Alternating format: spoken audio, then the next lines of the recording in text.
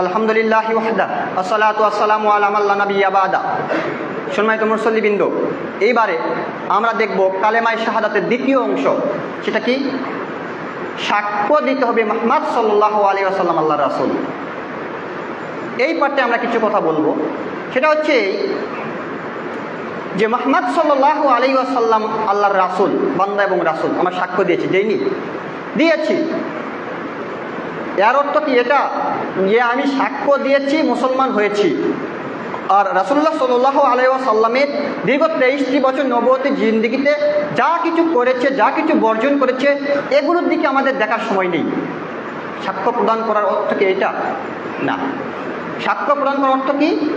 আল্লাহর নবী নবুয়ত পাওয়ার পর থেকে নিয়ে মৃত্যু পর্যন্ত দীর্ঘ 23টি বছর প্রত্যেকটি সময় যেভাবে অতিবাহিত করেছেন, যে কাজের আদেশ করেছেন, যে কাজ থেকে বিরত থাকতে বলেছেন, সেইভাবে আপনার জীবনে সেই কাজ করতে হবে। যেটা আদেশ করেছেন সেটা, যেটা নিষেধ করেছেন সেটা থেকে বিরত থাকতে হবে। এর নাম হচ্ছে রাসূলুল্লাহ সাল্লাল্লাহু আলাইহি ওয়াসাল্লামকে আল্লাহ রাসূল হিসেবে স্বীকৃতি দেওয়া। তো এখন আপনি বলুন যে রাসূলুল্লাহ সাল্লাল্লাহু আলাইহি ওয়াসাল্লামকে আল্লাহ সুবহানাহু ওয়া তাআলা কেন পাঠিয়েছেন? আপনাকে আমাকে পথ প্রদর্শন করার জন্য, সঠিক পথ দেখিয়ে দেওয়ার জন্য। আর কি সন্দেহ আছে? না। আল্লাহর পক্ষ থেকে প্রেরিত রাসূল মুহাম্মদ সাল্লাল্লাহু আলাইহি ওয়াসাল্লাম আমাদেরকে হেদায়েতের রাস্তা দেখিয়ে দেওয়ার জন্য আল্লাহ সুবহানাহু ওয়া তাআলা তাকে পৃথিবীতে পাঠিয়ে দিয়েছেন। এবং তিনি যার আলোকে আমাদেরকে হেদায়েতের পথ দেখাবেন সেটা কি? মহাগ্রন্থ আল কোরআন। সেই কোরআনটা কে পাঠিয়ে দিয়েছে? আল্লাহ সুবহানাহু ওয়া তাআলা পাঠিয়ে দিয়েছে। তাহলে একটু ভাবুন, যাকে হেদায়েতের পথ দেখানোর জন্য পাঠিয়ে দেওয়া হয়েছে তিনি কে? মুহাম্মদ সাল্লাল্লাহু আলাইহি ওয়াসাল্লাম। কে পাঠিয়ে দিয়েছে? আল্লাহ সুবহানাহু ওয়া তাআলা পাঠিয়ে দিয়েছে। এই মুহাম্মদ সাল্লাল্লাহু আলাইহি ওয়াসাল্লাম যার আলোকে আমাদেরকে হেদায়েতের পথ দেখাবেন সেটা কি? আল কোরআন। সেটা কে পাঠিয়ে দিয়েছে? আল্লাহ পাঠিয়ে দিয়েছে। দেখেন, একটু দেখাই। আল্লাহ যাকে আমাদের হেদায়েতের জন্য পাঠিয়ে দিল পথ প্রদর্শক হিসেবে, তিনি মুহাম্মদ সাল্লাল্লাহু আলাইহি ওয়াসাল্লাম। তার ব্যাপারে আল্লাহ বলছেন সূরা আহজাব 21 নম্বর আয়াত, লাকাদ কানা লাকুম ফি রাসূলিল্লাহি উসওয়াতুন হাসানাহ। তোমাদের রাসূল মুহাম্মদ সাল্লাল্লাহু আলাইহি ওয়াসাল্লামের মধ্যে রয়েছে কি? উত্তম আদর্শ। কার মাঝে রয়েছে? মুহাম্মদ সাল্লাল্লাহু আলাইহি ওয়াসাল্লামের মাঝে রয়েছে। আর এই মুহাম্মদ সাল্লাল্লাহু আলাইহি ওয়াসাল্লামকে কে পাঠিয়ে দিয়েছে? আল্লাহ সুবহানাহু ওয়া তাআলা পাঠিয়ে দিয়েছে। কেন পাঠিয়ে দিয়েছে? আপনাকে আমাকে হেদায়েতের জন্য পাঠিয়ে দিয়েছে। কিসের আলোকে? আল কোরআনের আলোকে। আল কোরআনকে পাঠিয়ে দিয়েছে, আল্লাহ সুবহানাহু ওয়া তাআলা পাঠিয়ে দিয়েছে। তো কোরআনটা কি দেখুন, সূরা বাকারা 185 নম্বর আল্লাহ সুবহানাহু ওয়া তাআলা বলছেন, শাহরু রমাজান আল্লাযী উনজিলা ফীহিল কোরআন হুদাল লিন-নাস ওয়া বায়িনাতিন মিনাল হুদা ওয়াল ফুরকান। আমি এই রমজান মাসকে কোরআন অবতীর্ণ করেছি, মানে রমজান মাসে কোরআন অবতীর্ণ করেছি হুদাল লিন-নাস, মানুষের হেদায়েতের জন্য। কার হেদায়েতের জন্য? মানুষের হেদায়েতের জন্য। আল্লাহ সুবহানাহু ওয়া তাআলা চাইলে বলতে পারতেন হুদাল লিল মুত্তাকিন, মুত্তাকিদের হেদায়েতের জন্য, কিন্তু কথা তিনি বলেননি।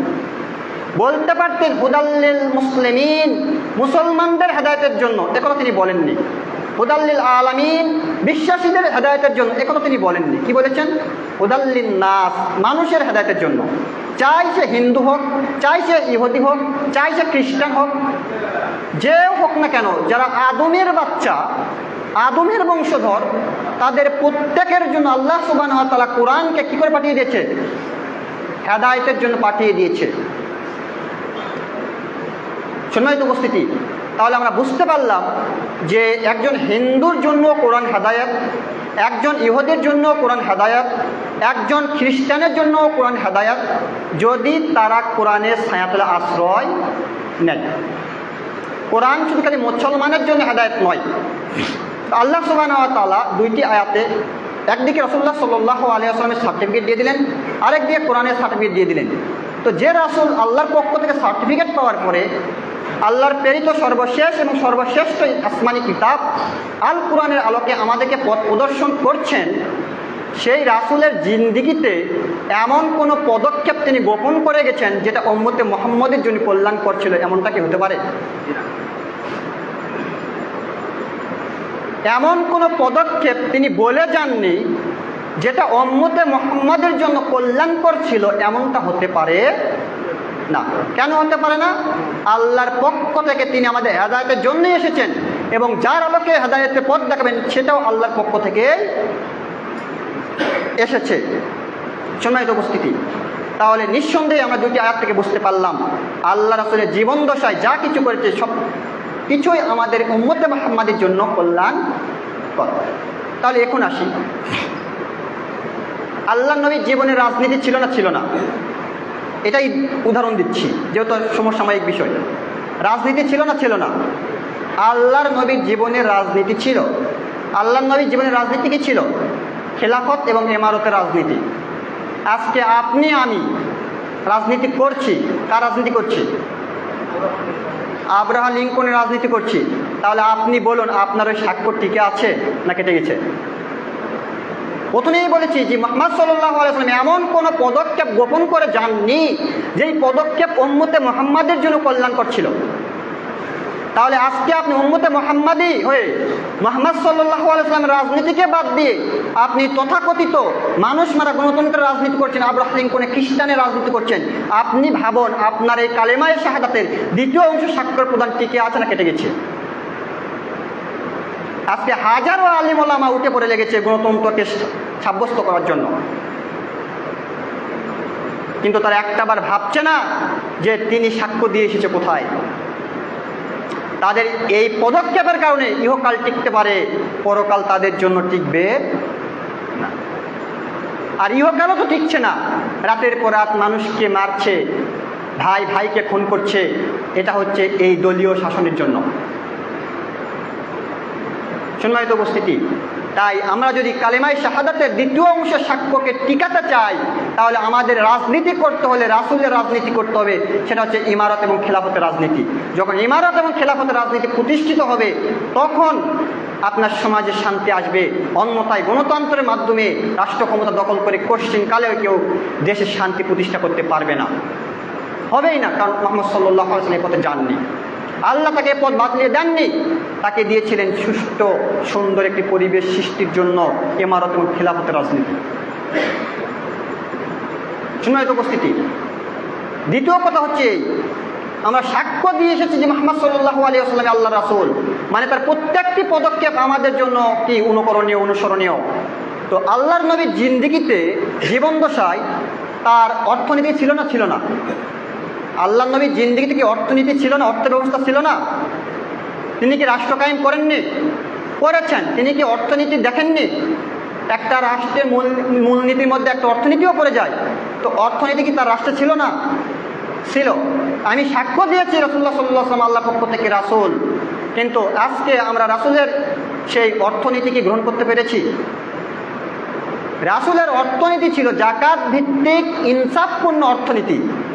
আর আজকে আপনি আমি উম্মতে মুহাম্মাদি দাবি করে সেই রাসূলকে আল্লাহর রাসূল হিসাবে স্বীকৃতি দিয়ে আজকে আমরা গ্রহণ করে নিয়েছি পুঁজিবাদী সুদভিত্তিক অর্থনীতি। আপনাকে আমাকে ভালো লাগেনি রাসূলুল্লাহ সাল্লাল্লাহু আলাইহি ওয়াসাল্লামের সেই ইনসাফপূর্ণ জাকাত ভিত্তিক অর্থ ব্যবস্থা ভালো লাগেনি। ভালো লেগেছে কি? সুদ ভিত্তিক পুঁজিবাদী অর্থনীতি ভালো লেগেছে। যার কারণে আজকে মানুষ জাকাতকে ফাঁকি দিয়ে ধনী হয়ে সুদের উপরে টাকার সয়লাভ ছাড়িয়ে দিচ্ছে। আপনি আপনার মহল্লায় যান, কর্জে হাসানা পাবেন না। যদি ওই মহল্লায় 1200 জন লোক বসবাস করে, শতকরা 2-1 জন লোক পাওয়া খুব কঠিন আছে কর্জে হাসানা দেওয়ার মতো। জাকাত বের করার লোক শতকরা 1 জন পাওয়া কঠিন আছে।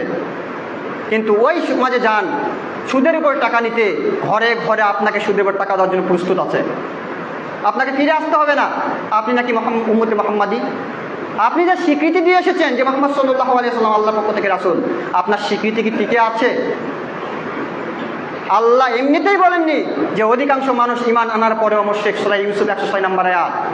ঈমান এনেছি, বাপদাদের পৈতৃক সম্পত্তি হিসাবে পেয়েছি, স্বীকৃতিও দিয়েছি, কিন্তু কাজে বাস্তবায়ন করছি না।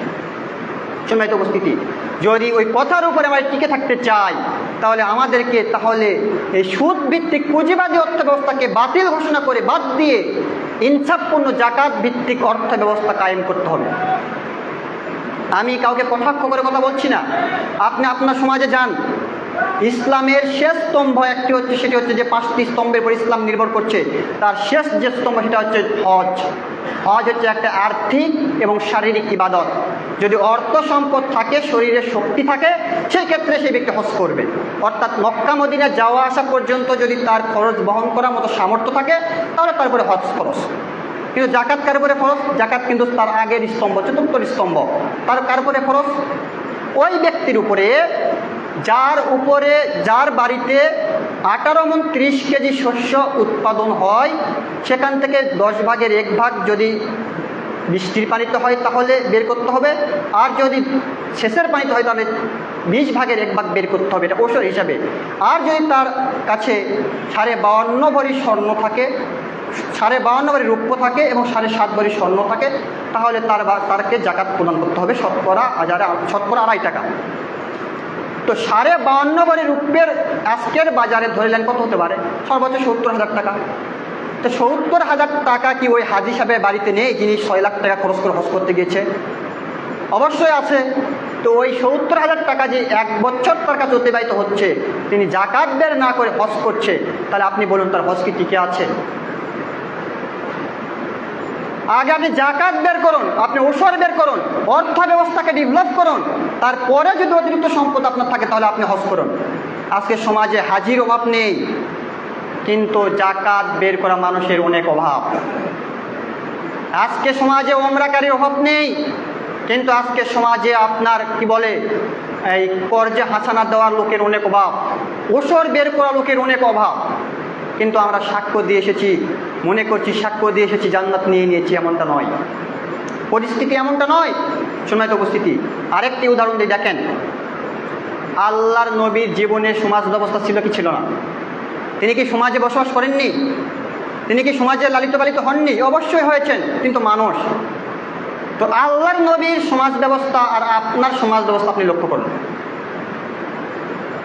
আল্লাহর নবীর সমাজ ব্যবস্থা এমন ছিল যে অর্থনৈতিকভাবে ডেভেলপ ছিল, এক্ষেত্রে দুইতে নেতৃত্ব পর্যায়ে যাদেরকে আসীন করা হয়েছিল, বসানো হয়েছিল, তাদেরকে যোগ্যতার ভিত্তিতে বসানো হয়েছিল। আর আজকের সমাজের আপনার নেতাকে আপনার গ্রামের সবচেয়ে যে চাটাই, যিনি দাড়ি মোছ কিচ্ছু নেই, লেখাপড়ার জন্য 5 পাস করতে পারেনি, পরবর্তীতে ক্লাস 6-এ গিয়ে এক নেতার পাস লেগেছে, চাটাই গিরি করেছে, ওই নেতা বড় নেতা হয়ে গেছে, একই ওয়ার্ডের দায়িত্ব দিয়ে গেছে। এখন ওই গ্রামের MA পাস, কামিল পাস যোগ্য ব্যক্তি গিয়ে ওই ব্যক্তির দরজায় ধর্ণা ধরছে বিচার করে নেওয়ার জন্য। তাহলে যে জায়গায় ইলমের গুরুত্ব নেই, বিদ্যার মূল্যায়ন নেই, একজন MA পাস লোক, একজন কামিল পাস লোক, একজন 5 ফেল করা নেতার চামচামো করছে, চামচার কাছে যাচ্ছে বিচার করে নেওয়ার জন্য, তাহলে সেই সমাজ ব্যবস্থা কেমন হতে পারে? আপনি তো সাক্ষ্য দিয়েছেন যে মুহাম্মদ সাল্লাল্লাহু আলাইহি সাল্লাম আল্লাহ রাসূল। রাসূল যেহেতু মুহাম্মদ সাল্লাল্লাহু আলাইহি সাল্লামকে সাক্ষ্য দিয়েছেন, তিনি যেহেতু আপনাকে আপনার কিয়ামত পর্যন্ত আপনার জীবন চলার জন্য সমস্ত কিছু দেখিয়ে দিয়েছেন, তাহলে আপনি সেখান থেকে ফিরে আসলেন কেন? আপনি রাসূলের সুন্নাতকে একদিকে তোয়াক্কা না করে আজকে মানুষ রচিত সুন্নাহ গ্রহণ করে আপনি সমাজে শান্তি প্রতিষ্ঠা করতে চাচ্ছেন, কঠিনকালেও সম্ভব নয়। আজকের সমাজ ব্যবস্থা দেখে মনে হচ্ছে যে পরিস্থিতি এত নিচে নেমে গেছে যে উলবনের মুক্তা ছড়ানো হয়েছে, যে মানীয় ব্যক্তি তার মান নেই, যার মান নেই তাকে মানীয় স্থানে আসীন করানো হয়েছে।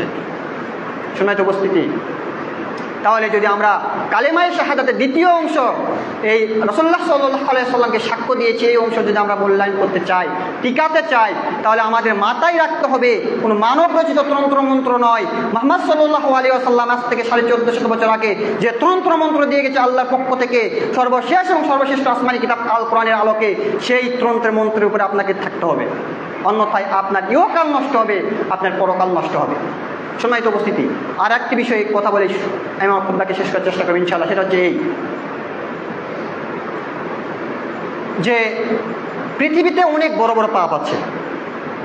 তো বড় বড় পাপের মাঝে 2টি বড় বড় পাপের ব্যাপারে আল্লাহ রাসূল যেভাবে শাস্তির কথা উল্লেখ করেছেন, অন্য কোনো পাপের ব্যাপারে ওইভাবে শাস্তির কথা উল্লেখ করেননি।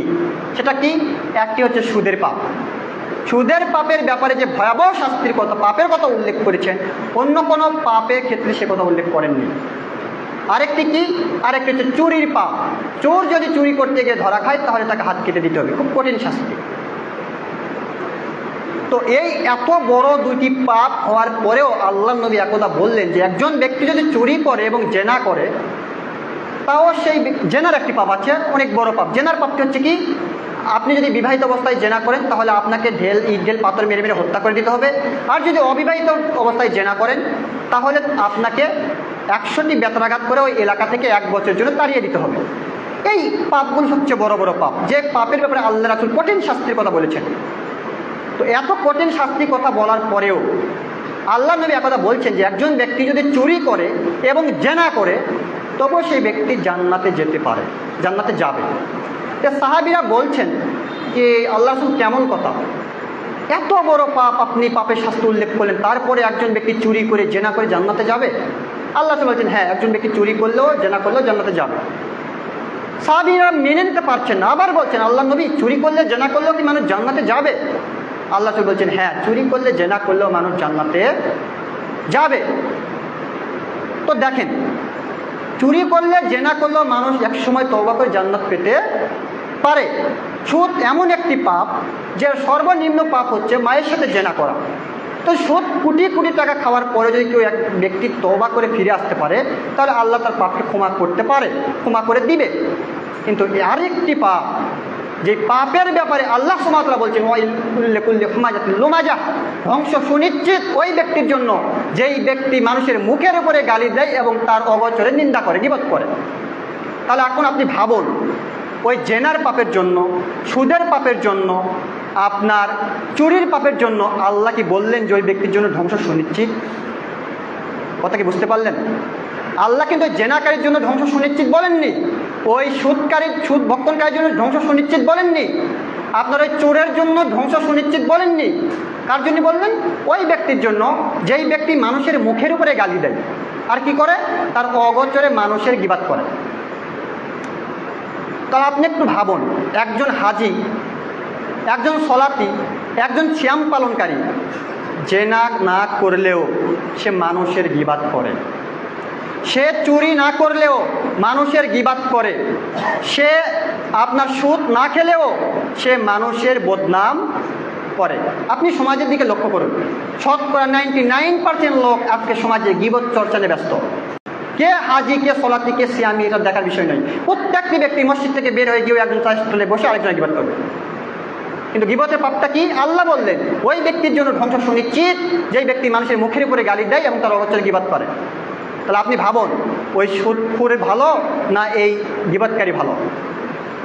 গীবত এমন একটি পাপ, মানুষ ওই পাপকে পাপ বলে মনে করে না, যার কারণে হাজি সাহেবও করে, গাজী সাহেবও করে, মৌলবীও করে, মুন্সিও করে, সলাতিও করে, শ্যাম পালনকারীও করে।